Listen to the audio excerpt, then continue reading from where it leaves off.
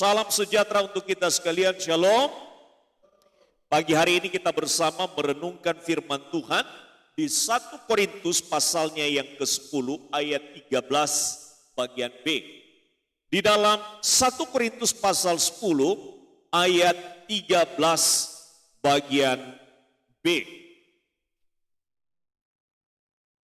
Di bawah tema atau subtema dari tema utama kita adalah solutor atau penyelesai masalah. Demikian firman Tuhan, bersama-sama kita akan baca 1 Korintus 10 ayat 13b, 1, 2, 3. Pada waktu kamu dicobai, boleh sama-sama sekali lagi, pada waktu kamu dicobai, ia akan memberikan kepadamu jalan keluar, sehingga kamu dapat menanggungnya. Sekali lagi kita baca dengan suara yang keras, 1, 2, 3. Pada waktu kamu dicobai, ia akan memberikan kepadamu jalan keluar sehingga kamu dapat menanggungnya. Nah, Bapak Ibu Saudara, solutor artinya orang yang menjadi penyelesai masalah, bukan pembuat masalah. Ya. Di solutor artinya adalah orang yang menjadi penyelesai masalah, bukan pembuat masalah. Jadi kita ini adalah solutor-solutor dalam persoalan-persoalan hidup, baik di tengah-tengah kelompok yang kecil, kelompok yang besar, bahkan di tengah-tengah dari kebersamaan kita. Nah, slogan atau jargon dari Pegadaian itu adalah menyelesaikan masalah tanpa masalah. Ya, itu slogannya orang Pegadaian. Tapi seringkali diplesetkan menyelesaikan masalah buat masalah. Ya, jadi seringkali diplesetkan demikian. Bapak dan Ibu sekalian, memang apa yang dipahami di slogan atau jargon dari Pegadaian ini maksudnya adalah memang Pegadaian ini memberikan semacam peminjaman atau menjalankan fungsinya sebagai lembaga non perbankan yang menyalurkan biasanya kredit untuk masyarakat dengan bunga yang lebih kecil. Ya, walaupun tadi sering diplesetkan itu tadi dengan mengatasi masalah tapi tambah masalah. Seringkali diplesetkan demikian. Ya, Bapak dan Ibu sebenarnya menjadi anggota Pegadaian itu tidak boleh meminjam lebih daripada investasi dalam bentuk emas. Jadi kalau dia nabung dalam bentuk uang akan dikonversikan dalam bentuk emas. Maka emas yang dia miliki dalam bentuk tabungan itu tidak boleh pinjamannya melebihi daripada nilai yang ada di dalam tabungan emas. Nah, itu sebenarnya. Tapi seringkali orang kadang-kala kebutuhan pinjamannya lebih besar daripada tabungannya. Maka itu bukan solusi. Nah, itu sebabnya Bapak dan Ibu sekalian diklarifikasi oleh orang Pegadaian, dan itu bukan saya orang Pegadaian. Nah, diklarifikasi begitu. Jadi orang ketika menjadi anggota di Pegadaian, jangan meminjam melebihi daripada simpanan yang dalam bentuk emas. Maka diterbitkan sekarang atau dicetak sekarang itu emas batangan oleh Pegadaian. Nah, kenapa saya bisa jelaskan ini? Karena saya sudah menabung dan punya emas 0,000 sekian, gitu. Ya, diuangkan dalam bentuk uang 300-an, begitu kira-kira. Jadi punya emas, ya. Bapak dan Ibu, waktu kita meninjau atau melihat kepada Alkitab dan bagian yang kita baca tadi, memang teksnya bicara tentang pencobaan. Hidup itu banyak cobaan. Maka di ayat pertama disebutkan di sana, di ayat bagian pertama bagian B, dikatakan pencobaan-pencobaan yang kamu alami adalah pencobaan-pencobaan biasa yang tidak melampaui kekuatan. Nah, baru dilanjutkan, pada waktu kamu dicobai, ia akan memberikan kepadamu jalan keluar sehingga kamu dapat menanggung. Ini berbicara tentang apa? Berbicara tentang Tuhan yang menjadi pemberi solusi kepada kita di dalam berbagai pencobaan, di dalam berbagai macam persoalan, di dalam berbagai macam kesesakan, sehingga kita dapat menanggungnya. Dan menarik sekali, ayat itu dipakai ada satu kata, akan memberikan kepadamu jalan keluar. Artinya, kapan itu jalan keluar itu diberikan dan kita terima? Pada waktu kita bersama dengan dia. Nah itu. Nah Bapak Ibu Saudara yang dikasihi oleh Tuhan, Alkitab kita waktu kita tinjau Alkitab, ada banyak hal yang kita dibawa, diajar tentang masalah solutor atau Tuhan sebagai solusi yang menyelesaikan masalah. Nah, waktu kita melihat tinjauan Alkitab, kita memulai dengan masalah dosa manusia. Ini yang pertama yang diselesaikan. Dan tidak ada yang bisa menyelesaikan ini. Masalah yang kedua daripada manusia, dari manusia adalah sepanjang Alkitab kita memuat sangat banyak dan nyata bahwa Allah adalah solutor bagi kita. Apa itu? Solusi bagi keluarga. Solusi bagi satu keluarga besar. Solusi bagi satu suku bangsa. Solusi bagi bangsa-bangsa. Dan terakhir adalah solusi bagi seluruh dunia. Ada banyak hal yang kita akan renungkan, tetapi saya mau meringkas saja sehingga kita betul-betul apa yang dikatakan di dalam 1 Korintus tadi, bahwa Tuhan menjadi jalan keluar, menjadi solutor bagi setiap persoalan-persoalan manusia. Yang pertama mari kita tinjau apa yang dikatakan oleh Alkitab. Masalah dosa manusia yang terjadi di Taman Eden, di mana Adam dan Hawa berdosa ketika mereka tidak mentaati Tuhan. Itu masalah yang pertama. Jadi solusinya apa? Solusinya Allah menyelesaikannya. Yang sedemikian rupa tidak dapat diselesaikan oleh manusia. Allah memberikan solusi final, yaitu di atas kayu salib. Di atas kayu salib Tuhan Yesus menyelesaikan dosa manusia dan tuntas. Nah, kata yang dipakai sudah selesai. Ya. Kata yang dipakai adalah tetelestai. Sudah selesai. Kata itu berasal dari kata kerja teleo yang artinya mengakhiri. Persoalan dosa manusia diakhiri. Persoalan dosa manusia itu ada wujudnya, ada fakta penyelesaiannya, dan diselesaikan secara sempurna. Jadi persoalan yang terbesar itu sudah diselesaikan oleh Tuhan. Karena itu masalah yang berhubungan dengan persoalan yang besar ini tidak bisa tidak, itu harus ada kaitannya dengan Yesus. Maka Bapak dan Ibu, Saudara, maka semua orang yang dalam dunia ini tidak akan pernah selesai masalah dosanya, tidak akan pernah terwujud penyelesaian masalah dosanya, tidak pernah tuntas masalah dosanya, tidak pernah bisa berakhir penyelesaian masalah dosanya, kalau seseorang itu tidak bertemu dengan pribadi yang menyelesaikan dosa. Siapa namanya? Namanya adalah Yesus. Itulah sebabnya Bapak dan Ibu, tidak ada persoalan yang dapat diselesaikan oleh manusia dalam kaitan dengan masalah dosa. Tidak ada. Manusia tidak bisa menyuci-nyucikan dirinya, tidak bisa. Manusia tidak dapat kemudian membujuk Tuhan dengan ibadahnya yang banyak, tidak bisa. Manusia tidak dapat kemudian membujuk Tuhan dengan persembahannya, tidak bisa. Dosa hanya bisa diselesaikan dengan kita jumpa dan menyelesaikannya dengan Yesus. Dan itu melalui salib.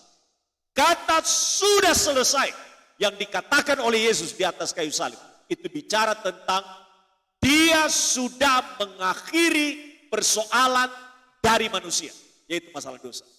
Dia juga sudah mewujudkan solusi untuk penyelesaian dosa manusia. Dia juga sudah mengerjakan secara sempurna itu persoalan dosa manusia. Yesus yang adalah perwujudan Allah telah menyelesaikan dengan sempurna masalah dosa manusia. Kapan itu? Di masa lalu, di masa kini, dan di masa yang akan datang. Sekali lagi saya mau katakan, masalah dosa manusia itu sudah diselesaikan Tuhan. Dosa di masa lalu, mulai dari Adam, dosa di masa kini, dosa umat manusia, dan dosa di masa depan yang terjadi sampai batas akhir dunia ini akan selesai. Karena itu Bapak dan Ibu sekalian, tapi Bapak Ibu, ini tidak gampang. Bapak Ibu berpikir, Yesus mati tiba-tiba dosa kita beres. Tidak. Yesus mati dan menyelesaikan dosa hanya bagi mereka yang mau datang dan menyelesaikan dengan Tuhan. Efektifnya penyelesaian tetelestai atau kata kerja teleo atau akhiri masalah dosa kita apabila setiap pribadi, setiap person itu membereskan masalah dosanya secara pribadi dengan Tuhan Yesus. Tidak ada urusan dengan pendeta. Tidak ada urusan dengan orang lain. Tidak ada urusan dengan masalah orang-orang yang rohaniwan. Tidak. Ini adalah urusan pribadi kita. Urusan pribadimu. Urusan pribadiku dengan Tuhan. Kita tidak selesai dengan pribadi kita dengan Tuhan. Kita tidak pernah menerima efektivitas penyelesaian dosa itu. Itulah sebabnya setiap kita masuk di dalam perjamuan kudus, kita diingatkan masalah pribadi kita dengan Tuhan ketika kita menyentuh apa yang akan kita lakukan pada pagi hari ini. Waktu kita menyentuh roti, waktu kita menyentuh jamuan minum untuk perjamuan kudus, itu berarti engkau sedang berperkara dengan Tuhan di dalam hidupmu secara pribadi. Dan dia sudah menyelesaikan di masa lalu. Tapi persoalannya engkau sudah selesai atau belum. Itu persoalan. Karena itu Bapak dan Ibu Saudara, kalau persoalan terbesar sudah teratasi. Apalagi persoalan yang kecil-kecil. Masalah hidup, masalah kekurangan, masalah setan, mengganggu, masalah berbagai macam persoalan ekonomi. Persoalan yang terbesar saja sudah diatasi. Apalagi persoalan-persoalan yang kecil. Ya, ini persoalan yang tidak bisa diatasi manusia, diatasi oleh Allah. Karena itu, solutor terbaik dalam hidup kita hanya Yesus, tidak ada yang lain. Itulah sebabnya, tanpa Yesus kita tidak akan pernah dapat solusi terbaik. Tanpa Yesus kita tidak akan pernah dibebaskan dari persoalan terbesar manusia di dunia ini. Yaitu persoalan dosa. Bapak Ibu, satu ketika seekor anak ayam sedang bermain di dekat sebuah kandang. Tiba-tiba ular datang dan membelit ayam itu. Dan ketika ayam itu sudah tidak berdaya, dililit sedemikian rupa sampai tidak berdaya. Tiba-tiba di sekitar itu ada semut dan menggigit ular yang sedang membelit anak ayam itu. Bapak Ibu Saudara, waktu semut-semut ini menggigit ular itu, maka dia mulai kemudian kesakitan dan secara perlahan mulai melepaskan gelitan di dalam anak ayam itu. Sampai kemudian dia melepaskan. Bapak Ibu, semut saja bisa menjadi solusi bagi sesama binatang. Apalagi bagi Tuhan. Di dalam dunia ini memang ada banyak orang yang dapat memberikan pertolongan kepada kita. Tapi mereka hanya menjadi solusi yang sementara bagi kita. Bapak Ibu Saudaraku,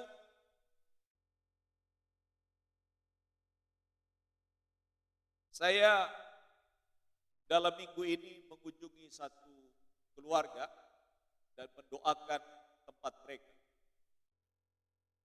Tempat mereka tidak nyaman untuk ditempati. Ada banyak gangguan, ada banyak hal-hal yang aneh di dalam rumah. Ada anak-anak kecil seliweran, ada yang menghuni katanya sumurnya, dan mereka tidak bisa nyaman ya untuk itu. Lalu Saya datang dan kemudian berkata kepada mereka, Bapak Ibu, kalau mau dapat jalan keluarnya, saya bukan jalan keluarnya. Jalan keluarnya adalah Tuhan.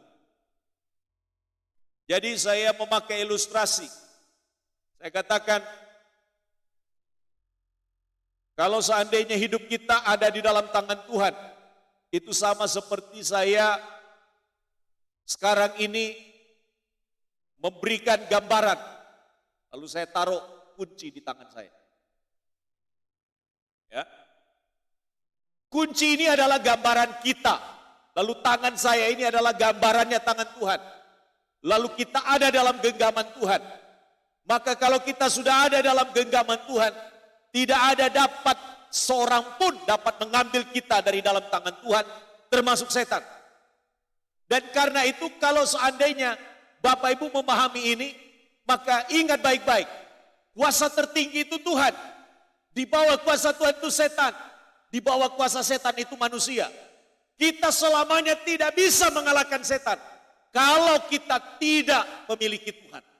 Kita dapat mengalahkan setan apabila Tuhan di dalam kita. Maka mulai dari sekarang, Bapak dan Ibu datang kepada Tuhan, serahkan hidup kepada Tuhan. Apa yang menjadi ketakutan, sampaikan saja kepada Tuhan. Tuhan, ada anak-anak kecil itu berlarian di dalam rumah dan mengganggu kami. Kalau saya tidur malam seperti saya ditekan dan himpit sehingga saya tidak bisa bernafas. Di kamar mandi di tempat kami ambil air, ada orang tua yang menempati tempat itu. Rumah ini semua rampaknya tidak enak untuk dinikmati. Dan saya katakan demikian. Maka Bapak Ibu sekarang solusinya siapa? Solusinya hanya Tuhan. Karena itu saya hanya memberitahu Bapak Ibu. Apa yang Bapak Ibu imani, apa yang Bapak Ibu pahami, mindset Bapak Ibu, cara berpikir Bapak Ibu, itu yang mempengaruhi tiap hari. Saya dulu pada waktu saya pelayanan sudah jadi hamba Tuhan, masih takut juga lewat kuburan. Kenapa? Masuk kuburan kelihatan tempat keranda orang mati. Maka saya sudah merinding. Waktu saya lihat pohon pisang, saya lihat seperti orang yang lagi bergoyang. Padahal pohon pisangnya itu adalah daun kering. Pada waktu saya melewati jalan, ada bunyi gesek di antara bambu dengan bambu. Dan saya pikir ada setan di sini. Lalu saya ketakutan dan lari. Padahal saya sudah jadi hamba Tuhan pada waktu itu. Tapi pada waktu itu saya katakan, kalau Tuhan ada pada siang hari dan Tuhan ada pada malam hari, mengapa saya mesti takut? Karena lewat kuburan di pagi tidak apa-apa. Lewat kuburan di siang hari tidak apa-apa. Kenapa merinding pada waktu malam hari? Itu berarti setan kita ciptakan dalam pikiran kita dan setan seolah-olah nyata di hadapan kita. Padahal tidak. Nah, sejak saya rubah cara berpikir saya justru melihat, oh ternyata keranda. Oh ini model keranda. Lalu saya mendekatkan diri saya, lihat batang pisang. Loh ternyata itu adalah daun pisang yang kering diterpa oleh angin, goyang-goyang. Dan saya pikir setan. Setan itu adalah cara berpikir saya yang salah. Ya. Dan sejak itu saya tidak takut lagi. Nah, kalau masih ada ketakutan-ketakutan kepada kita, keluar di malam hari, pergi ke kamar mandi sudah takut. Ya, lewat di tempat gelap-gelap sudah takut. Bapak dan Ibu sekalian, Tuhan ada bersama-sama dengan kita, tidak perlu menjadi takut. Dan kalau ada orang-orang Kristen dalam pengalaman-pengalaman hidup masih ada seperti ini, saya kira perlu dipertanyakan kembali sejauh mana percayanya dan yakinnya bahwa Tuhan ada bersama-sama dengan dia. Ya. Jadi anak-anak jangan ditakut-takuti, ini kebiasaan orang tua kadang-kadang tuh nakut-nakuti anak. Ada setan di luar, jangan main. Itu akhirnya terbawa dalam pikiran. Yang dia pikirkan saya keluar rumah sudah ketemu setan. Dulu saya diajar, jangan main karet di malam hari. Karena kau tembak setan, setan nanti akan bikin kamu susah. Ya, karena itu saya selalu dicekui dengan pikiran itu. Jadi terbawa. Setan memang ada, tapi saya kasih tahu kepada mereka pada waktu itu. Setan itu dikatakan dia berkeliling. Seperti singa yang mengaum-ngaum. Siap untuk memangsa. Saya beritahu mereka, keluarga ini. Betul. Memang setan itu berkeliling seperti singa yang mengaum-ngaum. tapi tidak perlu takut. Karena Alkitab katakan bahwa setan ini sudah dikalahkan. Berarti kalau dia digambarkan adalah singa atau setan yang mengaum-ngaum atau singa yang mengaum-ngaum siap untuk menerkam, dia sudah ompong. Jadi bagaimanapun kalau dia gigit Bapak Ibu tidak akan mempan apa-apa. Kuasanya sudah dikalahkan oleh Yesus Kristus. Karena itu Bapak dan Ibu Saudara, persoalan terbesar manusia itu sudah diselesaikan. Karena itu penyelesaian dosa manusia berlaku efektif hanya bagi mereka yang beriman kepada Yesus. Hanya bagi mereka yang beriman kepada Yesus. Bagi mereka yang belum selesai masalahnya. Itu seperti pegadaian tadi. Mereka beragama, tapi agama tidak menyelesaikan masalah mereka. Jadi seperti pegadaian orang-orang sekarang ini. Apa itu? Menyelesaikan masalah katanya, tapi tambah masalah. Bapak dan Ibu sekalian, yang kedua, sepanjang Alkitab membuat sangat banyak dan nyata bahwa Allah adalah solutor. Masalah pertama tadi adalah masalah dosa, ya. Dan itu hanya bisa diselesaikan oleh Tuhan Yesus. Tidak ada penyelesaian di agama-agama yang lain, tidak ada. Tidak ada yang lain. Karena itu saya bisa pastikan orang beragama hari-hari ini tanpa Yesus tidak akan pernah selesai dengan Tuhan masalah. Itu berarti cukup untuk membuang orang ke neraka tanpa Yesus. Yang kedua, saya bicara tentang bahwa Tuhan adalah solutor bagi seluruh persoalan daripada manusia. Dimulai dari pertama, solusi bagi keluarga. Kita lihat keluarga Adam. Keluarga Adam meskipun mereka jatuh dalam dosa, tapi Tuhan masih datangi mereka. Masih memberi pakaian kepada mereka. Itulah korban yang pertama yang diberikan untuk menolong manusia yang tidak punya lagi pakaian untuk menutupi rasa malunya. Lalu Allah mengambil kulit binatang dan memakaikannya kepada mereka. Dan ketika mereka dibuang keluar dari Taman Eden, Allah masih memberi mereka kesempatan. Silakan berusaha, silakan berjuang. Tapi onak dan duri itu ada di bumi ini. Engkau harus berjuang mati-matian untuk bisa memperoleh harta, kekayaan, dan kebutuhan hidup. Masih ada kesempatan hidup. Memang Alkitab mengatakan, mereka pada waktu berdosa, mereka akan mati dikatakan. Memang mereka tidak mati secara fisik, tetapi mereka mati dalam hubungan dengan Tuhan, tidak ada lagi satu interaksi secara rohani. Allah dikatakan itu membiarkan mereka dan kemudian menjalani hidup di dalam dunia. Yang kedua, kita bisa lihat contoh Nuh. Ketika seluruh umat manusia berdosa, Allah perhatikan satu keluarga, Nuh namanya. Karena itu sekalipun bobrok dunia ini, kita tidak boleh ikut bobrok di dalam. Sekalipun dunia ini kompromi dengan dosa, tidak boleh kita ikut di dalam. Bapak dan Ibu sekalian, hidup kita harus berbeda kalau ingin menjadi solutor bagi setiap orang. Berikutnya contoh tentang penyelesaian masalah keluarga yang dikerjakan oleh Allah adalah Abraham. Abraham dibawa Tuhan dari keluarga yang penyembah berhala untuk ikut dan menjadi bapa orang beriman bagi kita sampai hari ini. Supaya melalui dia itu menjadi contoh bahwa orang pun yang tidak mengenal Allah dapat mengenal Allah ketika dia masuk dalam rencana Tuhan. Dia ikut maunya Tuhan, maka Allah memakai dia menjadi bapa bagi orang-orang di dalam dunia ini. Berikutnya, setelah kita bicara tentang solusi bagi satu keluarga, juga Tuhan dibicarakan di sepanjang Alkitab, solusi bagi satu keluarga besar. Saya angkat satu contoh yaitu keluarga dari Yakub. Mereka ketika mengalami keadaan yang sulit di tanah Kanaan, mereka kemudian pergi ke Mesir. Dan Tuhan pakai Yusuf untuk dapat mengatasi masalah ekonomi mereka, masalah kelaparan. Itulah sebabnya Bapak dan Ibu, kalau kita bicara tadi masalah yang berkaitan dengan dosa, tapi ini masalah yang berkaitan dengan apa? Masalah yang berkaitan dengan ekonomi. Orang kadang-kadang berpikir, mengapa ekonomi kita begitu sulit? Persoalannya adalah bagaimana kita beres diri dulu, itu yang pertama. Bagaimana Tuhan bisa memberkati hidup kita kalau hidup kita tidak beres? Bagaimana Tuhan bisa membukakan rezeki kita kalau kita dengan Dia juga tidak beres? Bagaimana Tuhan bisa membuka berbagai macam tingkap-tingkap langit, lalu kita sendiri apa yang menjadi kewajiban kita, kita tidak penuhi? Bagaimana kita meminta kepada Allah, lalu kita dengan Dia tidak beres? Sama seperti saya dengan anak-anak saya. Mereka kemudian tidak mau hormati, tidak mau taat kepada saya. Memang saya tahu kebutuhan mereka. Tapi mereka ketika kemudian bersikap yang kemudian membuat akhirnya keadaannya tidak menjadi lebih enak. Ya saya agak berat saya untuk berbagi kepada mereka. Meskipun itu adalah anak saya. Mengapa? Secara manusia kita tahu bahwa setiap orang ketika kemudian kita membangun sebuah hubungan yang baik, maka itu akan menjadi sesuatu hal yang memberkati kita.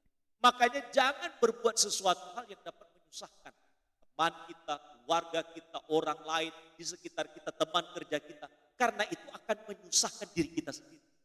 Akan membuat akhirnya rezeki kita, berkat kita menjadi tertutup karenanya. Bapak dan Ibu, saudara yang dikasihi oleh Tuhan, ada satu peristiwa yang terjadi, itu seseorang ya, dalam tanda petik ya, seseorang rohaniwan itu menolak mengebumikan salah satu orang yang meninggal. Karena bukan anggota gereja.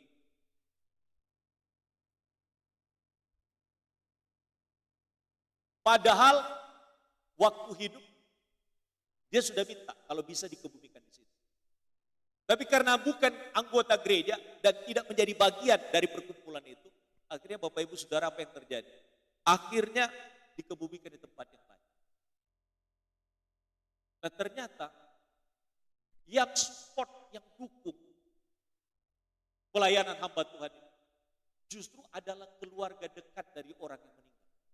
Betapa kecewanya orang yang mendukung itu. Bagaimana mungkin keluarga kami mau minta untuk dikebumikan di sana?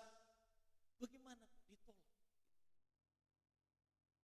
Bapak Ibu, seringkali kita memandang muka, memandang wajah orang. Padahal setiap orang itu butuh solusi. Ada jalan keluar. Orang mati itu kan tinggal dikebumikan saja. Kalau masalah tanah dan segala macam itu kan gampang. Karena itu Bapak Ibu Saudara yang dikasihi oleh Tuhan, kita bersyukur kepada Tuhan kalau Tuhan pakai kita menjadi solusi bagi persoalan-persoalan setiap orang, bersyukurlah kepada Tuhan. Nah, Bapak dan Ibu sekalian, ini juga persoalan yang dialami oleh Yakub dan keluarga.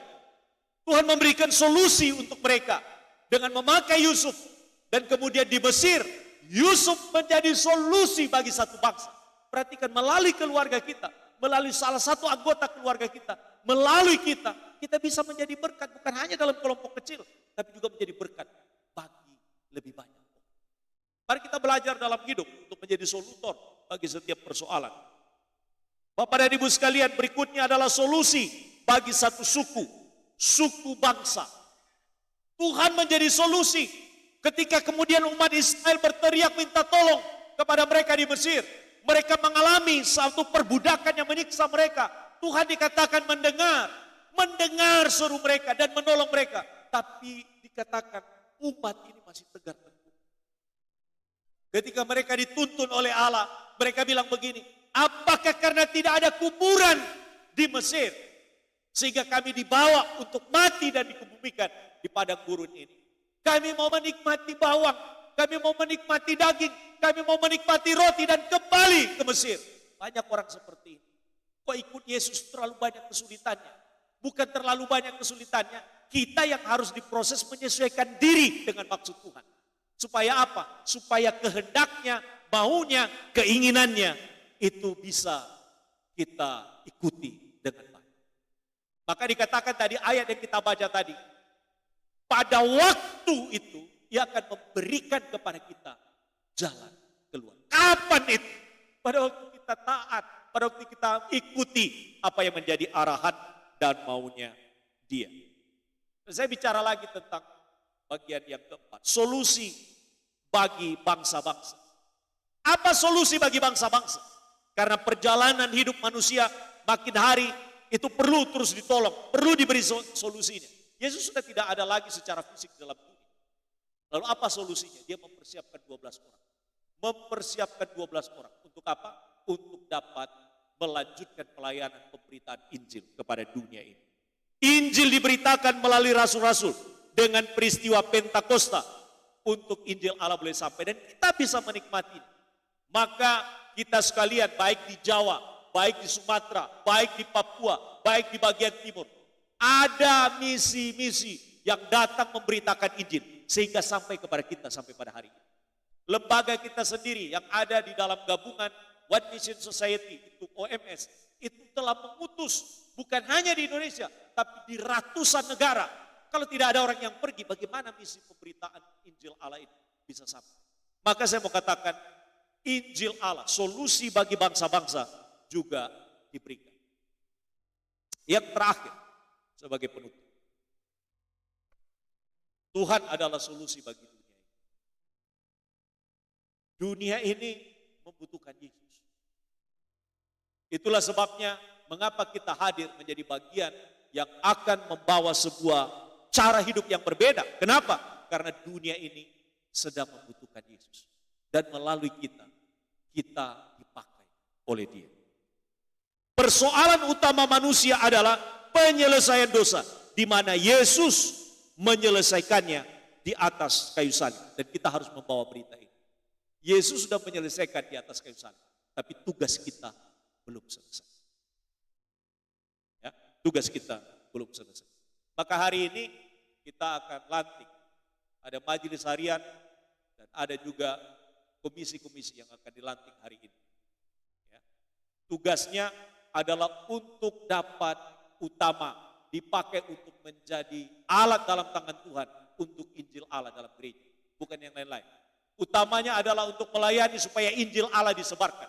Supaya melalui kita kesaksian dari pelayanan gereja bisa optimal. Melalui apa yang kita lakukan, orang lain bisa diberkati. Bapak dan Ibu sekalian, kita harus menjadi solusi. Kalau Tuhan Yesus sudah menjadi solusi bagi dunia, setidak-tidaknya kita juga menjadi solusi bagi persoalan-persoalan yang terjadi di tengah-tengah daripada gereja Tuhan, di tengah-tengah daripada masyarakat kita, di tengah-tengah daripada umat yang ada bersama-sama dengan kita. Mazmur pasal 18 ayat yang ke-6, boleh ditampilkan? Mazmur pasalnya yang ke-18 ayat yang ke-6. Manusia sering berada dalam kesesakan, tapi kita harus memberikan solusi dengan berbagi tentang Yesus bagi mereka. Orang yang memiliki Yesus memiliki kebahagiaan dalam hidupnya. Padahal manusia dalam dunia ini mencari kebahagiaan. Ayat yang ke-7, memang kadang-kadang berbeda di dalam teks terjemahan baru. Ayat yang ke-7, Mazmur 18 ayat yang ke-7. Kita baca sama-sama, 1, 2, 3. Ketika aku dalam kesesakan, aku berseru kepada Tuhan. Kepada Allahku aku berteriak minta tolong. Ia mendengar suaraku dari baitnya. Teriakku minta tolong kepadanya sampai ke telinga. Bapak dan Ibu sekalian, Tuhan itu sudah selesaikan persoalan dosa. Karena itu jangan lagi kita menjadi orang-orang yang terus-menerus hidup di dalam dosa. Tapi menjadi orang yang telah dibebaskan, merdeka dari dosa. Yang kedua, Tuhan adalah pribadi yang menyelesaikan seluruh persoalan-persoalan manusia. Dari persoalan pribadi, persoalan keluarga, persoalan suku bangsa, persoalan bangsa, dan persoalan bangsa-bangsa. Hari ini negara superpower seperti Amerika dalam keadaan mengalami goncangan ekonomi. Mengapa? Karena prinsip yang dipakai adalah prinsip-prinsip dunia. Walaupun di dalam mata uangnya itu ada tulisan tentang Allah. Tapi cara hidup dan mengelola tidak berpadanan dengan cara-cara Tuhan. Itulah sebabnya Bapak dan Ibu sekalian, mari di dalam seluruh hidup kita menjadi solusi bagi setiap orang dalam keberadaan kita di tengah-tengah mereka. Tuhan memberkati kita dan menolong setiap kita. Kita berdoa.